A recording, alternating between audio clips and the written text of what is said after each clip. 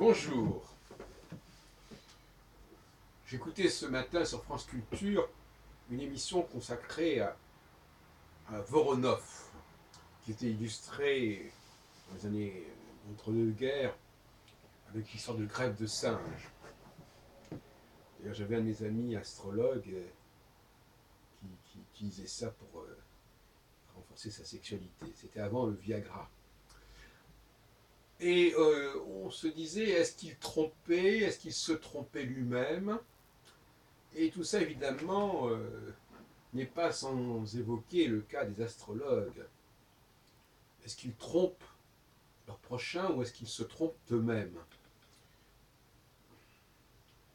Je crois que je ne sais pas ce qui est le pire si c'est l'un ou l'autre. J'ai toujours été assez hésitant à ce sujet. Vous savez que la notion de charlatanisme est une notion extrêmement subtile à considérer dans un milieu comme celui des astrologues, plus encore que celui des voyants d'ailleurs. Parce que quelque part, le voyant, il paye cash quelque part, le vrai voyant. Bon, l'astrologue, le tarologue, il s'embarque dans un discours, dans un langage, il a à sa disposition des dessins, des motifs, des cartes, tout ça, ça parle. Le client, on voit ces éléments-là sous son nez. Bon, c'est une autre démarche, scientifique ou pseudo-scientifique. Parce que quelque part, le tarologue, il est dans une démarche carrément, en quelque sorte, scientifique. C'est-à-dire, on sort ces cartes-là, on les interprète, voilà, c'est un tirage, il est ce qu'il est. Et ça n'est pas quelque chose qui tombe du ciel comme ça. Enfin, on peut en discuter très longuement là-dessus. J'ai abordé ces questions à de nombreuses reprises dans mes interviews, aussi bien des astrologues, mais surtout avec des voyants et des tarologues.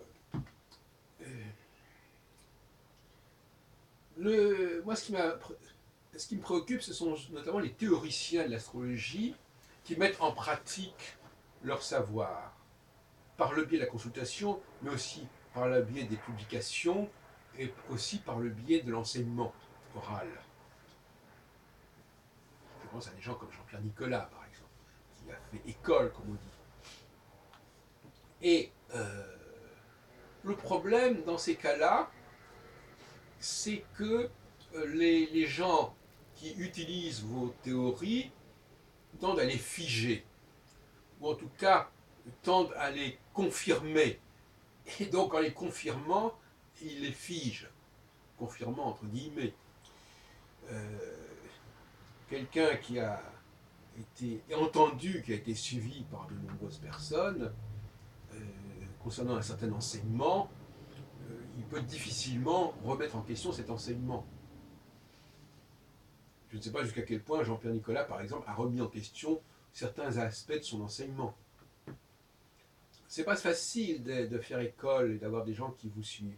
Moi, ma chance aurait été que finalement mes travaux n'auront pas été répercutés de façon scolaire autour de moi, ce qui m'a laissé, ce qui m'aura laissé une très grande liberté sur le plan théorique. Une liberté dont n'ont pas joui, dont n'ont pas joui d'autres chercheurs. Cela dit, pour revenir à cette question, que j'avais d'ailleurs abordée lors du colloque du 13 décembre, que vous pouvez visionner sur Internet, il y a le problème du transfert et du contre-transfert. Et là, en l'occurrence, ce que je viens d'évoquer tout à l'heure, à savoir les étudiants, les clients qui boivent vos paroles, sont dans le transfert. Et le contre-transfert consiste justement à être prisonnier de ce regard, de cette attente, de cette attitude des personnes qui sont autour de vous, qui gravitent autour de vous, qui viennent à vous.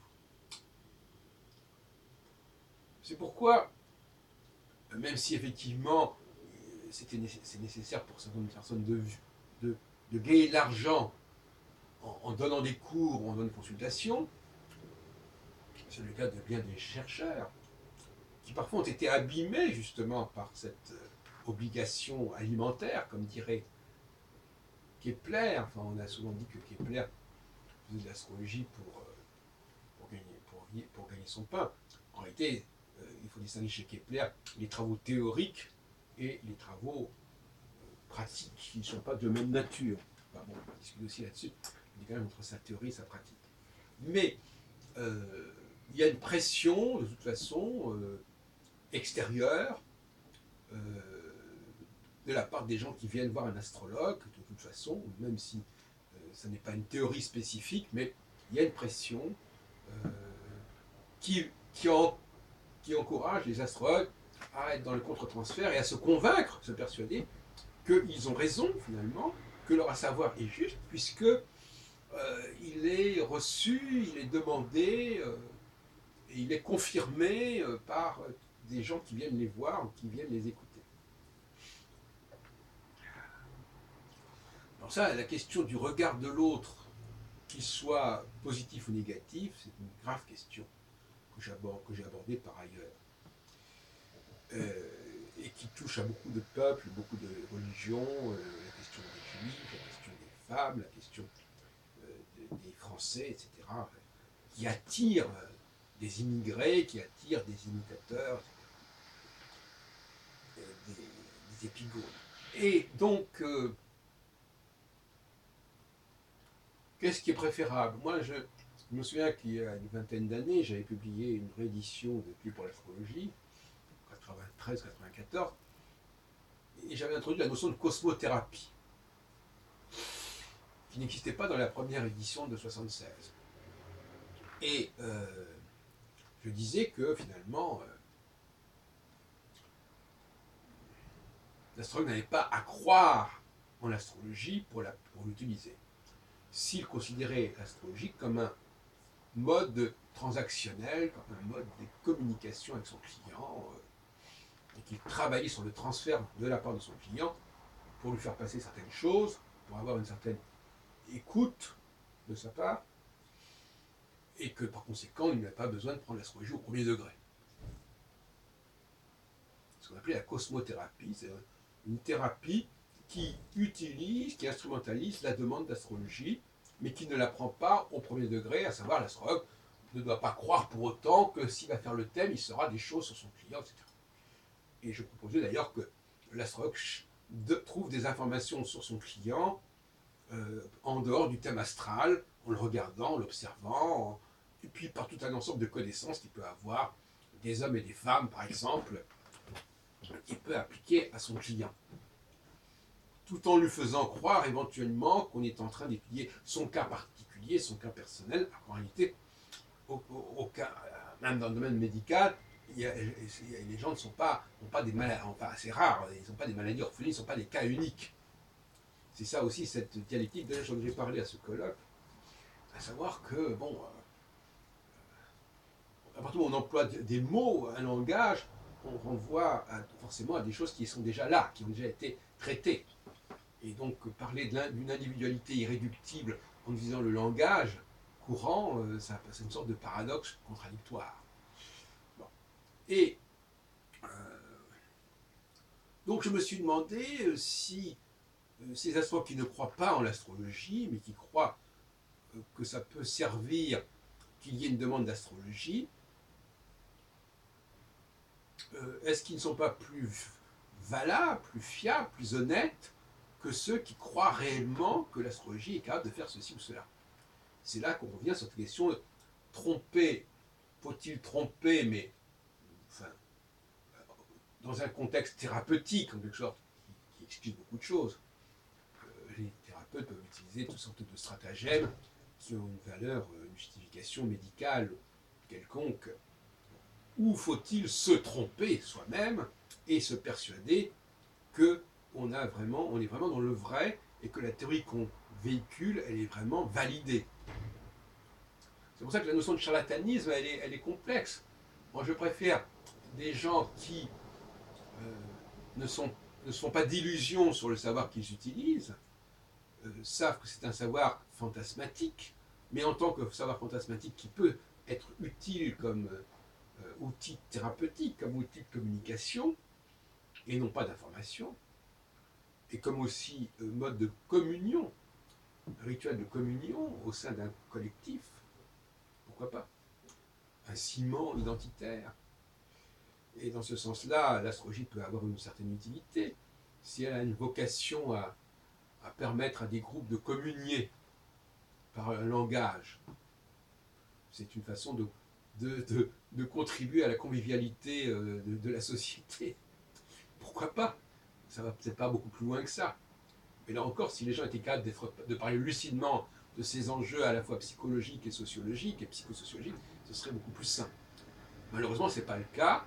Au lieu de parler de manière aussi claire, eh bien non, on s'embarque dans des déclarations sur la validité intrinsèque et euh, inhérente au discours astrologique, et on ne veut pas faire la part de la suggestion, de l'autosuggestion, aussi bien d'ailleurs pour l'astrologue que pour son client ou pour son élève. Voilà, donc c'est un domaine, moi je suis pour former des praticiens, mais former des praticiens lucides, qui savent quelle est la portée de l'outil qu'ils utilisent et qui ne s'imaginent pas que c'est un outil qui permet réellement de comprendre le monde, mais qui permet éventuellement de le supporter et de l'assumer. Ce n'est pas tout à fait la même chose.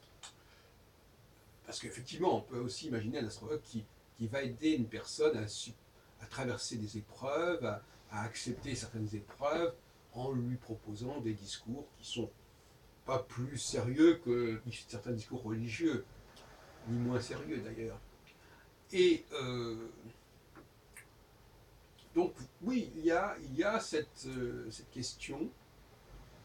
Et bien entendu, l'astrologie ne saurait se réduire à cela. Attention, ma démarche n'est pas celle d'un anti-astrologue qui envoie promener l'astrologie.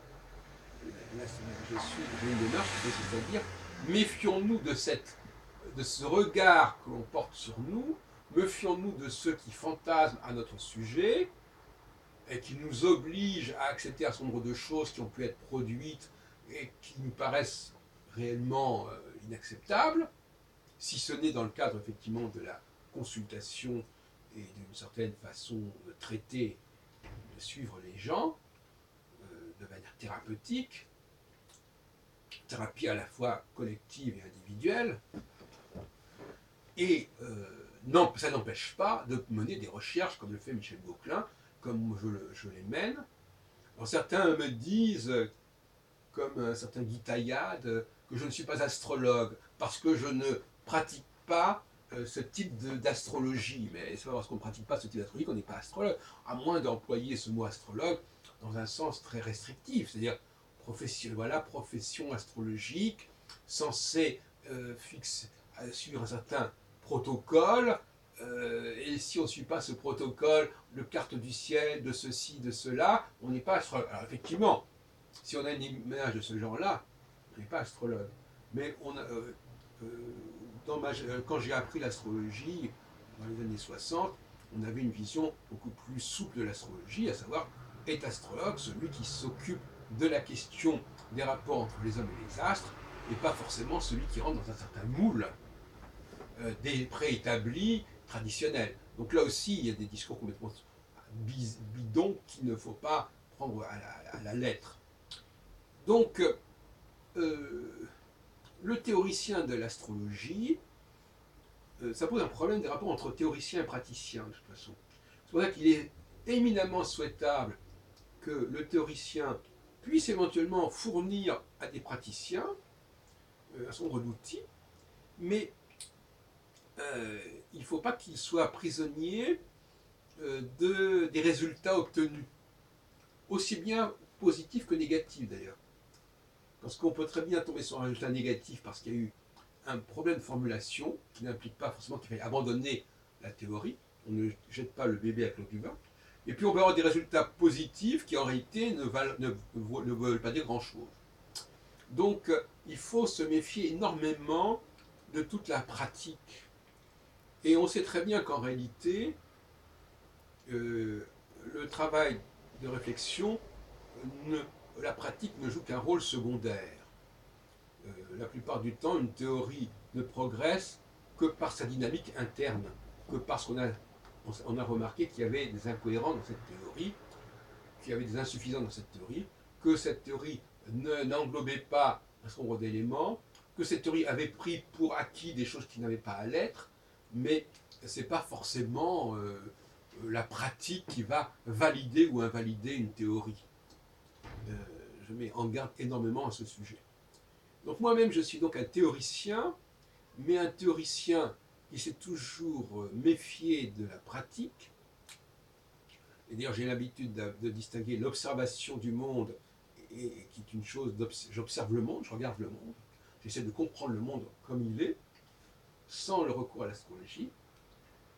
Et ensuite, j'essaie de voir si certaines formes d'astrologie peuvent fonctionner. Mon intérêt, par exemple, pour les étoiles fixes, il n'est pas né comme ça, voilà, c'est pas fantasmatique. C'est parce que j'avais fait des observations et que je me demandais quels étaient les outils astrologiques qui pouvaient correspondre à ces observations. Et puis je me suis aperçu que finalement les étoiles fixes que j'avais négligées pouvaient jouer ce rôle. Voilà, c'est comme ça que ça se passe. Eh bien, j'espère qu'un certain nombre de chercheurs accepteront de prendre en considération ces étoiles fixes, même si ça ne fait pas partie de leur formation d'origine, même si ça n'est pas dans leur protocole habituel.